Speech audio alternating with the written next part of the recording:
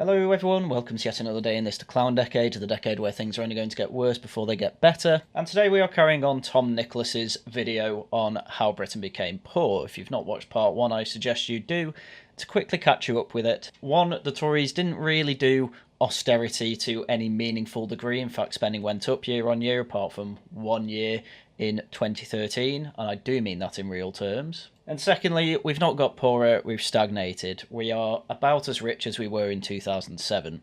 That is not good. I am not saying that the Tories did a stellar job. I am saying that they could have done a hell of a lot worse. And I think blaming them is absolutely buffoonish. And I think having your starting period be 2010, that was his start year, we've definitely not got poorer since then. So I've caught you up quickly if you haven't watched part 1 or haven't watched it in a while. And we're going to carry on and now talk about Brexit.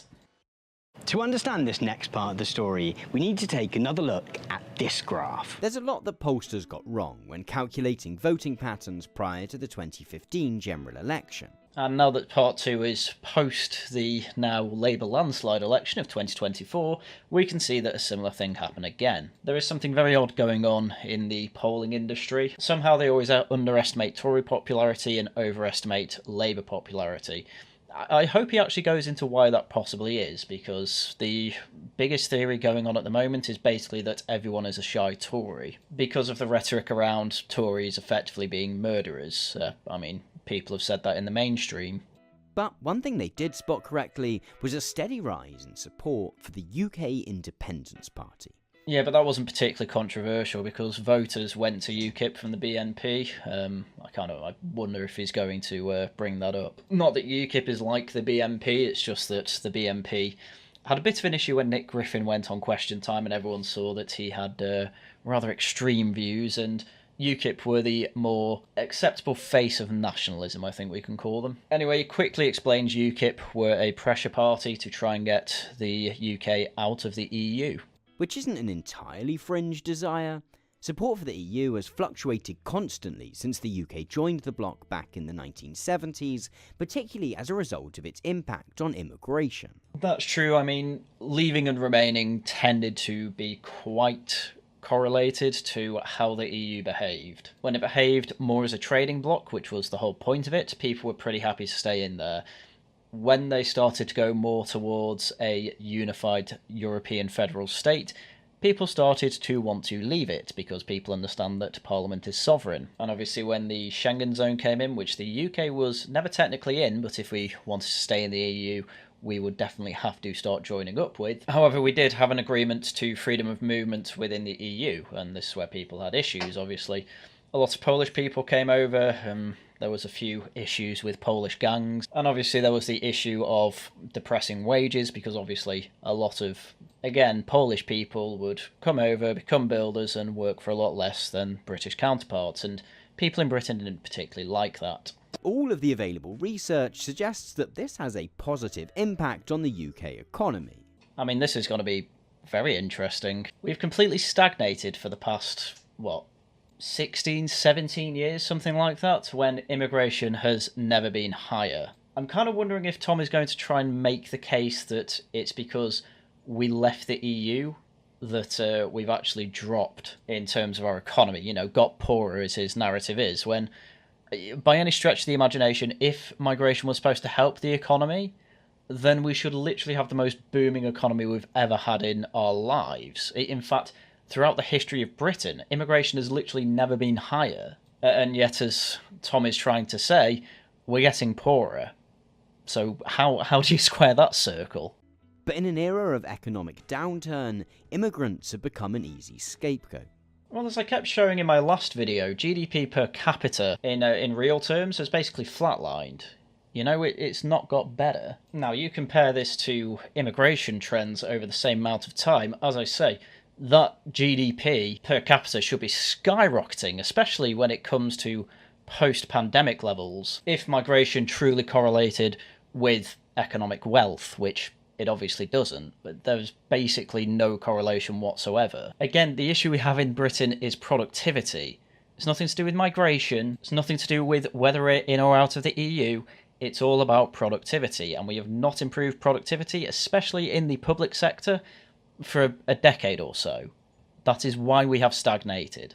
David Cameron has often joined in on this scapegoating, making high-profile promises to bring net migration down into the tens of thousands. Yeah, and they never did it. That's been in every Tory manifesto ever since David Cameron. I mean, again, just look at this immigration graph. If you looked at this graph alone, you would not at all think that we had anti-immigration manifestos ever since 2010. There's no way anyone would think that. They might think, my God, what happened in 2019, but when you then explain that there was a global pandemic and pretty much all international travel stopped, they'd be like, wow, they only managed to do it with a pandemic. And yet still, even in that year, you still had total arrivals of over 500,000. Again, they're trying to get net migration down to tens of thousands. That doesn't look like that's ever going to happen. Unless, once again, we have another pandemic. Nevertheless, support for UKIP continues to rise. Yeah, man, you got to mention that immigration has never come down. You have to mention that they didn't keep that promise. And in 2014, one of Cameron's own MPs even defects to the party in protest at his perceived inaction on the issue. Yeah, his perceived inaction. His perceived inaction. I want to remind you, David Cameron was in power from 2010 to 2016. You will notice quite a rise in the number of immigrants coming into the country. This is not perceived inaction, this is total and utter inaction. The result is that Cameron decides that he has to do something in order to avoid losing more support. Yep, so obviously he calls a referendum, as UKIP are promising. The people of Britain are going to decide whether they want to be in or out of the EU. Yes, it was a hell of a gamble and it absolutely did not pay off. Cameron's reason for calling the vote is because he feels pretty certain that the Remain campaign is going to win. He wants to prove that whatever concerns might exist around immigration, that wanting to leave the EU is little more than a fringe obsession of a vocal minority. That's kind of a hell of a thing to say in retrospect. I don't know why he thought, one, they were going to win, and two, they thought they were niche. One, the opinion polls didn't show that. Two, support for leaving the EU was rising, as shown by people defecting to UKIP, as already brought up. And three, there were massive factions actually in the Tory party that wanted to leave. The Tory party have effectively had this argument since the 70s. Enoch Powell said that people should vote Labour over the issue of joining the EEC because he knew that it was going to turn into the EU. So again, it's pretty mad for Cameron to try and say, oh, this is just a fringe niche political venture for some people. It's never going to happen. Please stay. Anyway, he ended up losing. The first blow to Cameron's plan comes just a day after he announces the referendum. That afternoon, he receives a text message from this guy, Boris Johnson. I unironically miss the man. I don't think the Tories will have had such a blow last election if Boris Johnson was still in charge. The man was basically immune to scandals, and the fact that the party wanted to kick him out over Partygate of all things, when he seemed to be the least worst person for that in and around number 10, because again, massive confusion around, yes, rules that they put in, I understand that. It's just led to a bigger mess, and now everyone wants to join Reform that was on Boris Johnson's side. So it'll be interesting to see where that goes. But yes, I don't think Cameron realised that actually there was a big appetite in his own party for leaving the EU. And unironically, it could have led to one of the best governments we've had in quite some time. But unfortunately, then COVID happened, and it basically all fell apart from there. Anyway, COVID's for part 3. I am still waiting to hear how leaving the EU made us poor. Having been to both school and university with Cameron, Johnson had previously been something of an ally. But in his message that morning, Johnson declares whatever truce there might have been between them to be over, and says that he'll be throwing his full weight behind the Leave campaign. Yeah, and I reckon that was a big reason people felt comfortable voting Leave, to be honest with you. He was an incredibly popular mayor of London, oversaw the Olympic Games, had plenty of lovable gaffes. It was a good move. It was a very good move and got us out the EU. Johnson soon emerges as the Leave team's de facto leader, and agitating to leave the EU turns out to be a whole lot easier than campaigning to stay in. I would love to know what he thinks the reasoning for that is. Why did campaigning to leave the EU seem so much more positive than to stay in? Why is that? Free trade is supposed to make everyone richer. And the whole point of the EU was originally to be a big trading bloc to make everyone richer. Why didn't it work out, Tom? Are you going to go into it? It might be that all the available evidence suggests that staying a member of the European Union is the more prosperous economic choice for the UK, but explaining why is kind of boring and technocratic. I mean, don't get me wrong, I understand that there are plenty of policy positions and things like that that can only be explained with long, drawn-out explanations that no one's particularly interested in. A massive example of that, obviously, is my defence of Liz Truss, which I'm obviously not going to get into now, but in long story short, it's very complicated to explain what happened with Liz Truss. I don't see why, they're our biggest trading partner. There's plenty of advantages to being free and open trade with those lot over in Europe. There's massive advantages to the scientific community, where there's plenty of communication and funding for group projects within the EU. CERN is a massive example. There's a chance we could lose all that, etc., etc. It's not that there wasn't any positives from Remain. The problem was that any positives that they came up with, Leave said, yeah, but we can do that better outside the EU. Look at Norway. Look at Switzerland. Hell, look at America. America gets involved in a lot of European projects and does have trade deals with them. That's where the main problem came in.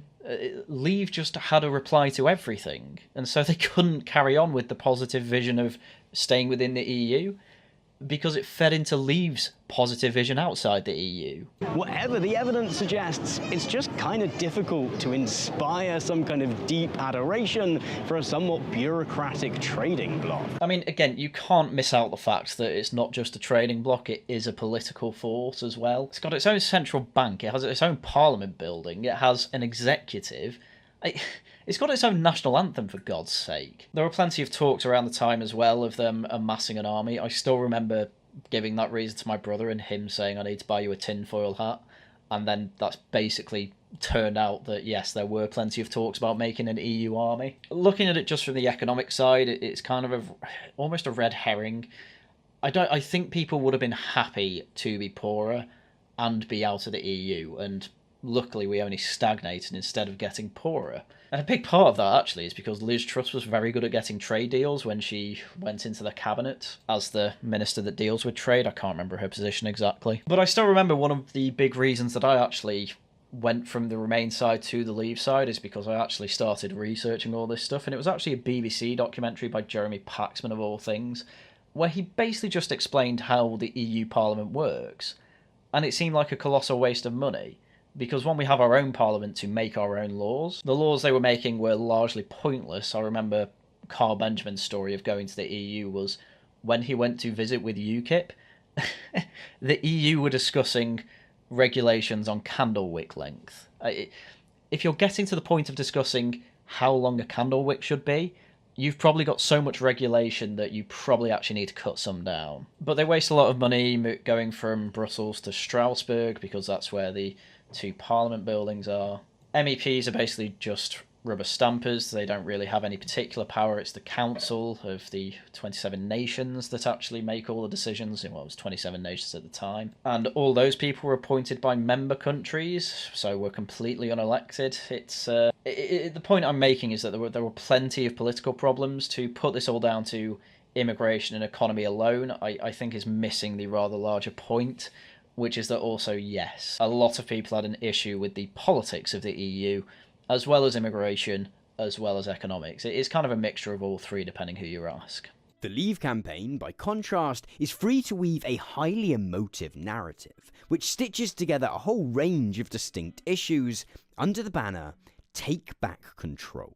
I mean, again, you really do have to bring up the politics of the EU if you're going to get into this. You can't try and claim it's just a trading bloc. A trading bloc doesn't have a national flag, a national anthem, a central bank, parliament buildings, a council of elders. Trading blocs don't talk about having their own dedicated army. Again, I said this a lot in the first part of this series. All Tom Nicholas is trying to do here is say these people are right-wing and you should hate them. That's all he's trying to say, and amazingly he can only get that by giving you half-truths and effectively gaslighting you about everything that's happened. And I can't wait for his fanboys to be in my comments again telling me how I'm wrong. This notion of taking back control is partly about immigration, but it also taps into a whole range of anxieties about the country's declining influence on the world stage, and even cuts to public services. Absolutely amazing. Our decline in the influence of the planet. Yeah, kind of. Again, not really what people's point was. It was, we have to elect all these MEPs that can't really do anything, can't stop these stupid EU regulations and red tape. We've got a council of unelected bureaucrats, technocrats, whatever you want to call them, who are the only people that can actually put forward laws, by the way. And if their laws don't get through, they just keep trying to present them to the MEPs until it's rubber stamped through. We have a massive issue with that. Kind of amazing that he's not bringing up the EU Parliament once in this part about taking back control, which was the massive point. What did immigration have to do with it? Why is there a massive freedom of movement agreement? Why do they have votes on this sort of thing? Why is there a parliament building? Hell, why are there two? Why is there one in Brussels and one in Strasbourg? And why is there a dedicated line between them both that's a colossal waste of money? Tom just isn't bothering to address the problem that the EU is effectively becoming a federal union. It's effectively becoming the United States of Europe. And not addressing that when we're talking about taking back control is foolish. It's moronic. And to be a little less charitable, again, it's gaslighting. It's trying to make out that right-wingers are complete idiots. Oh, they just don't like free movement because they're racists. And there's a little more to it than that. Again, Nigel Farage was an MEP. He had a good look at the inner workings of all this. He knew what he was talking about. Which are reframed as no longer being a political choice made by the Conservative Party, but the result of a need to send great sums of cash to Europe.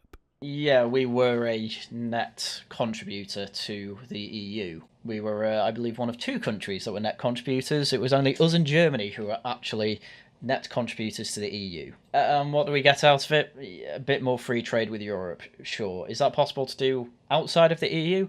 According to Norway and Switzerland, and most of the Nordic countries, yeah, it is. In fact, the success of the take back control narrative is that voters can kind of project whatever they want onto it.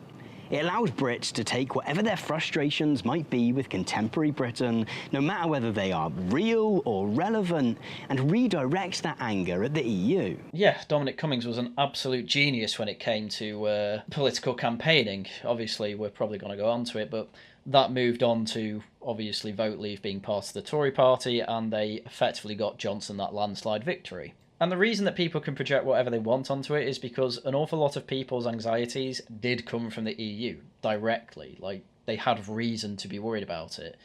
Freedom of movement. People who were worried about immigration didn't like that. You get out of that freedom of movement agreement, you have controls on immigration. Obviously, in reality, that's not how it happened, because we end up just letting everyone from outside the EU in, but you get the point. I don't like these pointless regulations that make it more difficult for me to create my product and add pointless expenses. Well, if we're outside the EU, we can get rid of those pointless regulations, and you can save absolutely pointless costs that you already have. It's good for businessmen then. I don't like the red tape that I have to endure when I'm trading with American partners. Again, you're outside the EU, you don't need to worry about that. We can make our own trade deal.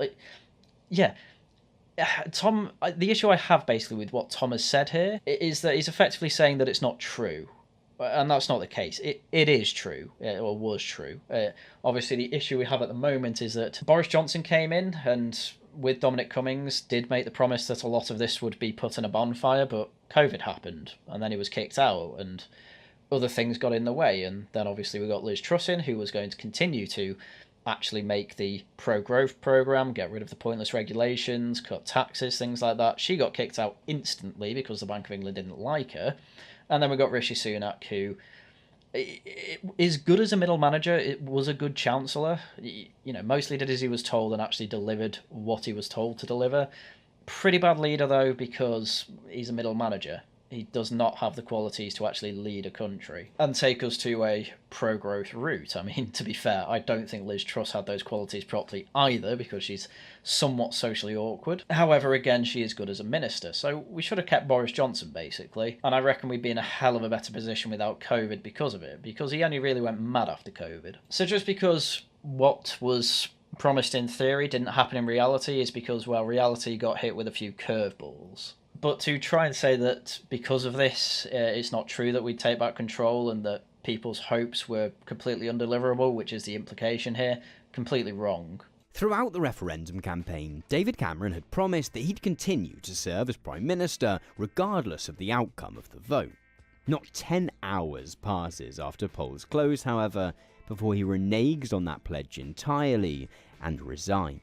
Wow, I can't believe the Remain side lied. I mean, to be fair to the Remain side, this is just David Cameron's lie. But I from what I remember of the campaign, I don't remember seeing or talking to anyone about it who actually believed that David Cameron would get us out of the EU.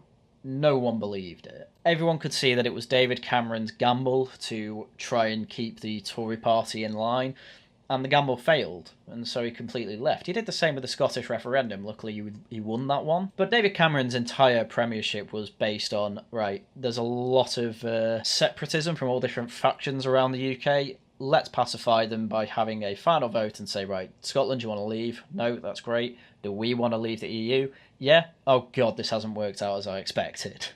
It's interpreted by many as a somewhat sad attempt to escape the consequences of his own actions, and, in so being, sets the stage for plenty of other prime ministerial resignations to come. Yeah, it was absolutely pathetic. He went in fully expecting Remain to win, probably because he lives in Whitehall, probably because all of his other new elite friends, and he is obviously old elite as well, having gone to Eton and Oxford and what have you. However, since he is the Prime Minister that actually legalised gay marriage and managed to lose something like a third of Tory members due to that one decision, he is absolutely new elite as well. And because he's new elite, he has new elite social groups, and they obviously were all saying, oh, of course Remain are going to win. Now, I don't know anyone who's voting Brexit, when really there's, the rest of an entire country, in fact, not just England, even though Scotland and Northern Ireland generally voted Remain, but Wales voted to leave as well, obviously. And so, yeah, his plan failed, his gamble failed, and as you say, it was a sad way to shirk responsibility, but I think in the long run, it was the right choice. The logical assumption following Cameron's resignation might have been that Boris Johnson would take over as PM. He had, after all, effectively led the Leave campaign, and this would be the perfect opportunity to see his vision for a post-EU Britain through. Yeah, it would have been perfect. Unfortunately, there were other people in the Tory party who had other plans. After days of speculation, however, he bottles it at the last minute, and the leadership contest is won instead by this woman. I mean, he doesn't go into any detail, he just says, oh, he bottled it. He didn't bottle it. He got backstabbed by Michael Gove, and then knew that it was either I have an internal conflict with the Leave side of the party to try and get all of the MPs I can. That probably means making some concessions to the Remain side, which he really didn't want to do. Or, of course, he bottles it, as Tom says. Again, this is just a lie. This isn't bottling it, this is being backstabbed. And so puts his support behind Michael Gove. He then didn't win because most people saw him as a backstabber, and so yes, we got Theresa May instead, who was a Remainer. And so we had a bit of a disaster trying to leave the EU for a few years. Theresa May. One of May's stock slogans during her campaign to become Prime Minister is Brexit means Brexit. The challenge is that no one's entirely sure what Brexit means. Yeah, she sucked, and she only got in place because of Michael Gove, but again, he's trying to make it that Boris Johnson's coming across as a person that basically just wanted to cause chaos throughout Britain and didn't really care for his convictions, when, again, it's kind of the opposite. He did have conviction in Leave, that's why he withdrew his leadership candidacy and supported Gove instead. It's because he wanted Brexiteers united within the Tory party. The narrative of taking back control had been intentionally vague, but actually leaving the EU would require concrete, specific policy. Yes, they knew that. That is why a lot of people wanted Boris Johnson as leader, because he obviously would have gone in with the Vote Leave campaign, which included Dominic Cummings and his team, who were very effective, and they would have come up with a decent plan for leaving. However, we got someone in charge instead who didn't really want to leave. Given the desperately thin margin on which the referendum was won, the logical thing to do is perhaps to find some kind of compromise. No, that's not logical whatsoever. If Remain won by the same margin, absolutely nobody on the Remain side would think, well, maybe we should have some concessions for the Leave side. Maybe we should just leave a little bit. There's no way that would have been what anyone said on the Remain side. Don't give me that nonsense. Leave won, we leave the EU. That was the promise of the referendum. Maybe the UK ceases to be a full member of the EU and introduces some additional controls on immigration, but retains a close trading relationship with the bloc. I mean, that was one of the Brexit plans, to effectively be like Norway and the rest of the Nordic countries, where they're not part of the EU, but they are still within a free trade agreement with them. But also, I guess, we lose on the freedom of movement. And obviously, if we can't get it, you need to say, fine, we're walking away, which, spoiler alert, that's what Boris Johnson said when he became leader. Another spoiler alert, but he'll get into that.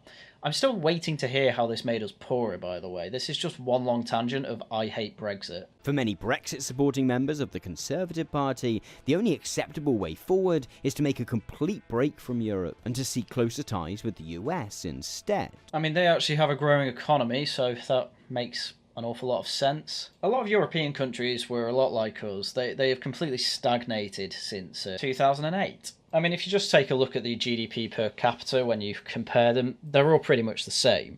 In economic terms, according to GDP per capita, effectively we're all in the same boat. The 2008 market crash happened, basically no one could recover properly. We've all stagnated. If Tom was being honest about any of this, he would be saying, why has Europe got poorer?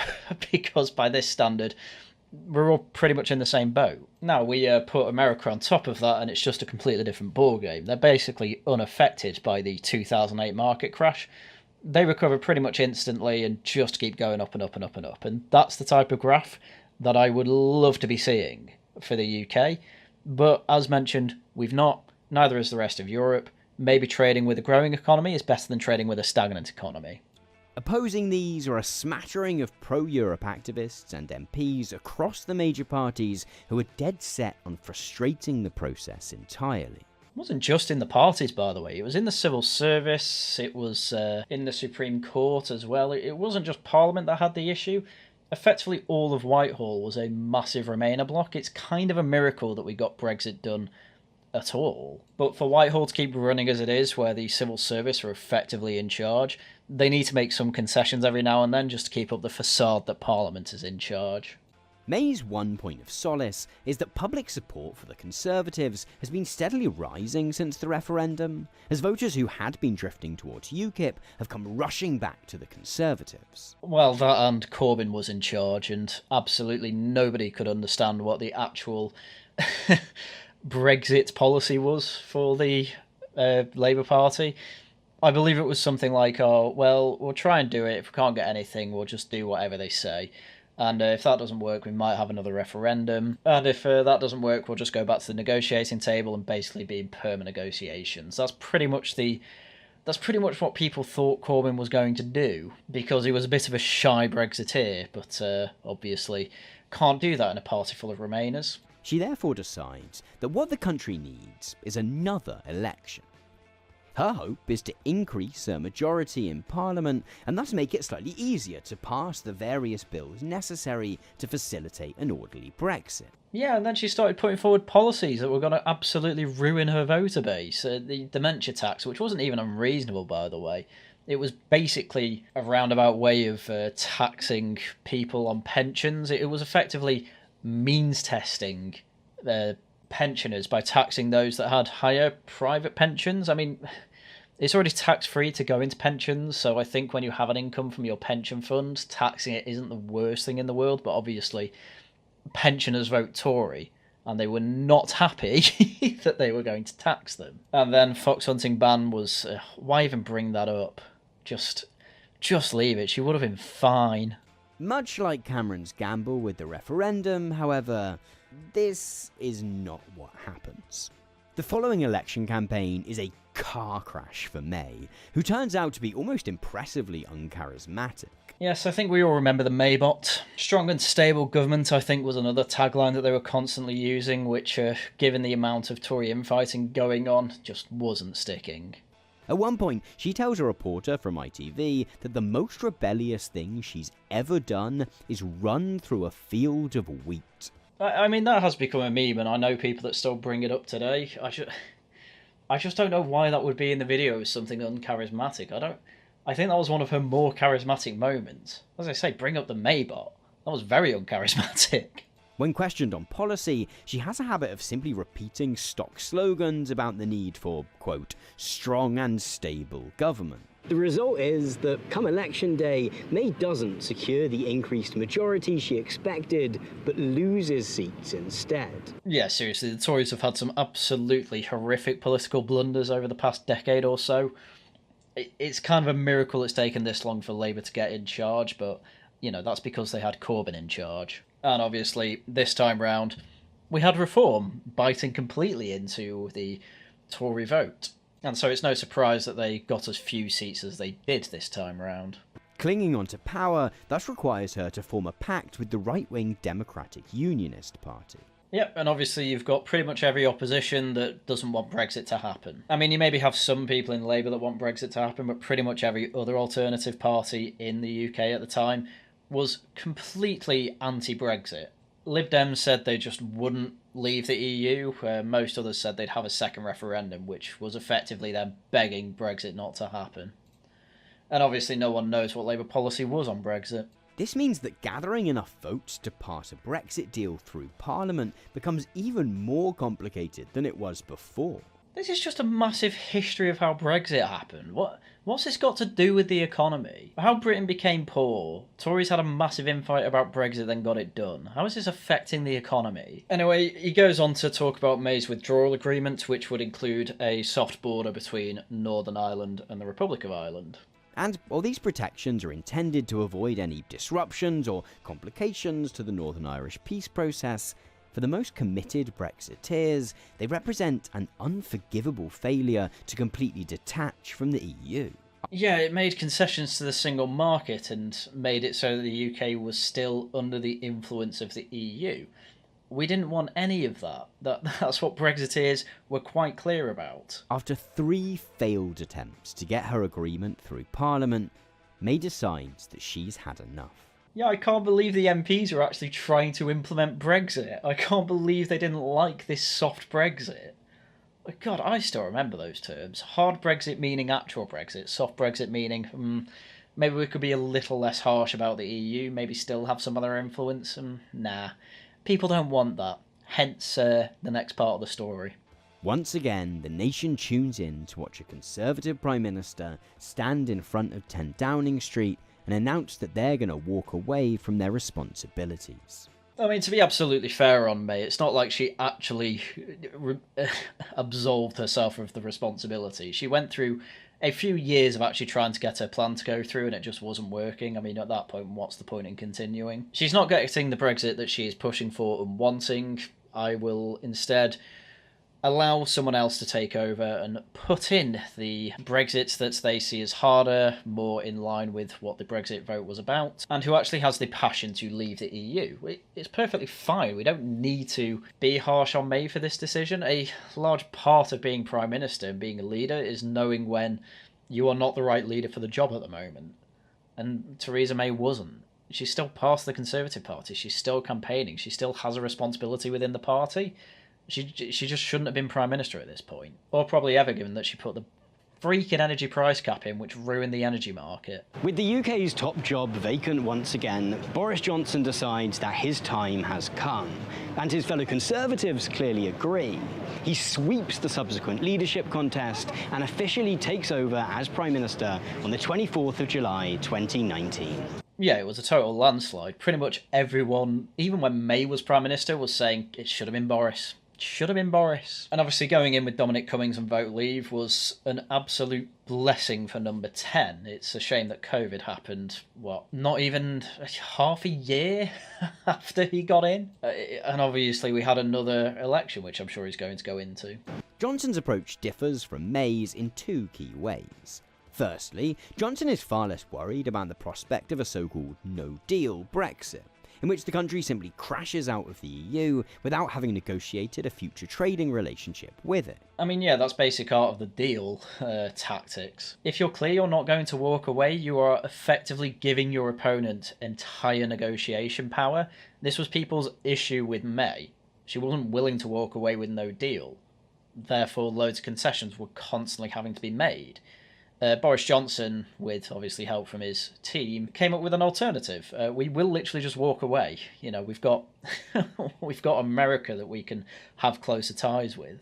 Secondly, he's much more ruthless in his attempts to outmaneuver his opponents. In August 2019, Johnson takes the extreme decision to drive to Buckingham Palace and to persuade the Queen to effectively suspend Parliament for a month. Yes, this was again a rather large gamble from Boris Johnson and the Conservatives, but I mean, as much as it was quite the controversy, it appears that it did actually pay off. His goal is partly to silence his critics within Parliament, but also to essentially run down the clock on Brexit negotiations. Yeah, it was incredibly risky, but it paid off. Because effectively, what the massive issue with the proroguing of Parliament was that effectively it was almost like Boris Johnson was advising the Queen to take a side, and Queen Elizabeth doesn't take sides. That's what she didn't do. She made sure not to do that and not really get involved with parliamentary politics like that, but proroguing it was getting directly involved and effectively joining Boris Johnson's side, which obviously would make massive embarrassment to the Crown, which is one of the last things you should do. But Brexit was in such a mess at the time that they were willing to take the risk. And as I say, in hindsight, it paid off. To the point either that the EU is forced to accept greater concessions on any deal, or that a no-deal Brexit happens by default. Yep, absolutely genius move. What happened in the end? They signed it. They were happy to sign it. It paid off. It was amazing. Genuinely great bit of political intrigue, but obviously it was intrigue from the right wing, and therefore it's evil and bad, and Tom hates them. This move has the effect of irritating basically everyone. The Supreme Court rules his suspension of Parliament to have been illegal, and Johnson is forced to return to a House of Commons that is somehow now even more divided than before. Yeah, I mean, on the point of the Supreme Court, it just shouldn't exist. Those powers from the Supreme Court need to go back to the House of Lords. We basically only have it because of Tony Blair, and the whole point of it apparently was to separate the legislative and judicial powers in the UK. No point in doing that. They've been together for centuries. Effectively, Tony Blair was trying to Americanise the UK, and effectively what that's done is made it so that Parliament is no longer sovereign. And as soon as that starts happening, we're getting into problems. We no longer have the parliamentary system we once had, and it's going to cause a lot of problems, and somehow made it illegal for Parliament to do something. If Parliament's sovereign, it can't do anything illegal. This is why parliamentary privilege exists. This is why there's a whole load of caveats when it comes to being an MP. You have an awful lot of responsibility. With that comes an awful lot of privileges.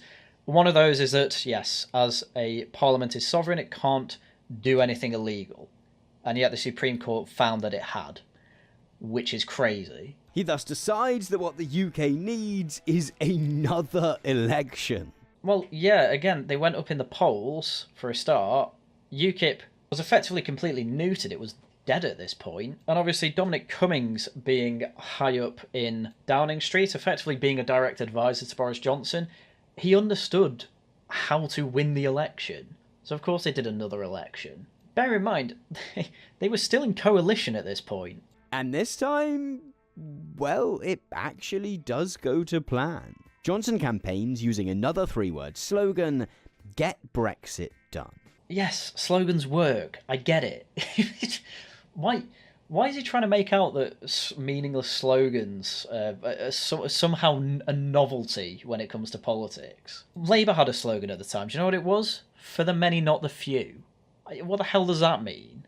And to a nation exhausted by 3.5 years of trade talks and treaties, the notion of simply getting it over with clearly appeals. I mean, you've got to remember as well, it wasn't just that slogan, there was also the oven-ready Brexit, there was also the simply fantastic advert that ripped off Love Actually, where Boris Johnson knocked on some woman's door to have a load of signs saying, we're going to get Brexit done. This was absolutely genius campaigning, by the way. He absolutely deserved the stonking majority he got. It's just a shame it was wasted. When Johnson manages to renegotiate Theresa May's failed deal and get it passed through Parliament, it appears that Britain is firmly exiting its Brexit era. Yes, and there was a great sigh of relief. Everyone, I think even Remainers, were very happy that the whole ordeal was over. Brexit basically didn't come up in the last election, and there's a very good reason for that. It's because most people know it's over. I never actually looked at Lib Dems, so they might have something in it, but there was nothing in the Tory or Labour manifesto that even talked about Brexit. It was done. It was over. Johnson did it. If nothing else, it's good we got Johnson in for that, but unfortunately the next part is where it all went wrong. The consequences will certainly be felt for years to come. I'm not being funny, but you have gone through this entire part about Brexit and basically only talked about the economy to say, well, migrants are good for it, which I had to get 2 graphs from last episode to point out that no, that's not true. You said so little about the economy that all I'm going to do is talk slightly more about the economy than you when it comes from the Remainers side. Larry Elliott is The Guardian's economics editor. If this is a video that's supposed to be about economics and you're on the Remain side, I think I'm going to look for people on the Remain side, which The Guardian obviously was, who were talking about the economics of Brexit. This was a title from 7 months ago.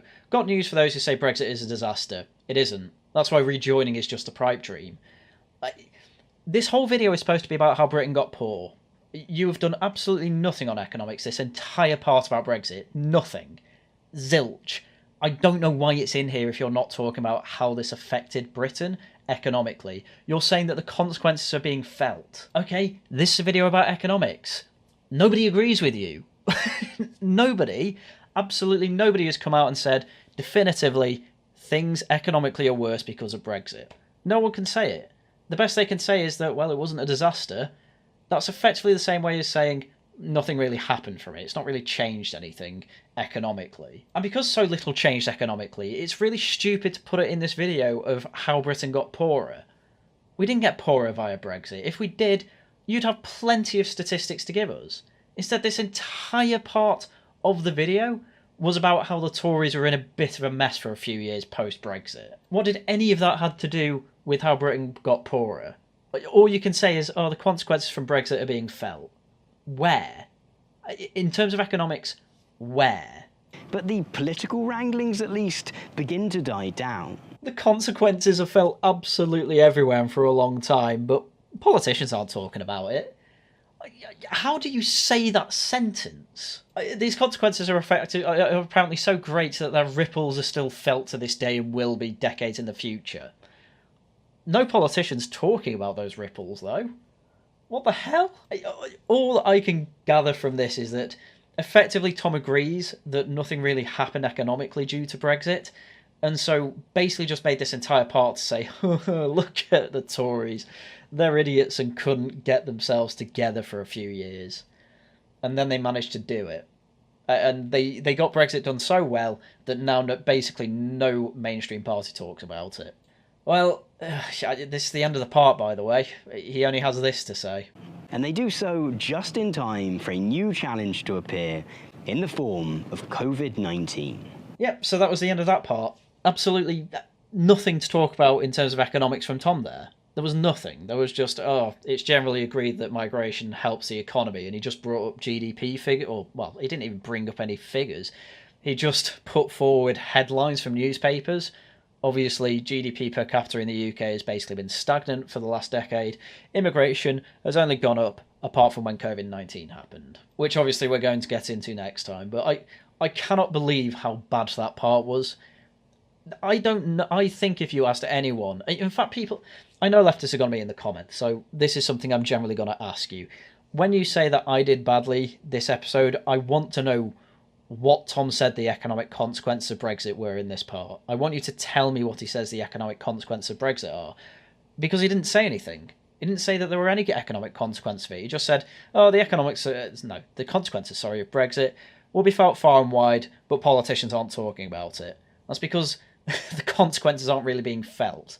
You know, whenever you're on Twitter and there's someone complaining about Brexit, it's only specifically about passport queues. And that's it. That is the one consistent consequence of Brexit that I see. And the thing is that I know I have anecdotes of people who have been negatively affected by Brexit. And again, I don't think you can necessarily blame leaving the EU for it. Effectively, one anecdote I have is that my friend wanted a job in Spain as a foreign worker, but basically because the Spanish are so lazy, they couldn't get his visas done on time, so he lost the job. I can't... You can kind of blame Brexit for that, because obviously you just have the right to work there, but Spain being lazy, I don't think it's a good enough reason to say we never should have left. Anyway, part 3 of this will either be out this week or next week, I'm not sure yet. It depends if there's anything else to talk about Labour. I nearly talked about their energy policies, but honestly, I reckon more's going to come out in the coming weeks on that, so I'm waiting on that. But for now, we are going to finish this series, and I hope the next part is going to be a hell of a lot more enjoyable. And I swear to God, if Tom starts blaming the fact that we locked down on the economics getting worse, I'm going to go mad. Because every other party wanted us to lock down for longer and harder. Anyway, with that, that's everything I had for you today. No regional variations this week. We are going on a small hiatus until August. I will be on that Crime Guys channel on Friday to be on his community quiz. Follow us in the Discord and me on Twitter to get updated when I will be on there. Saturday is the return of Laughing at the Guardian, so be there and please do enjoy the absolute insane things that the Guardian are going to be saying. But once again, with that is everything that I have for you today. So, once again, as usual, thank you very much for watching, and until next time, goodbye.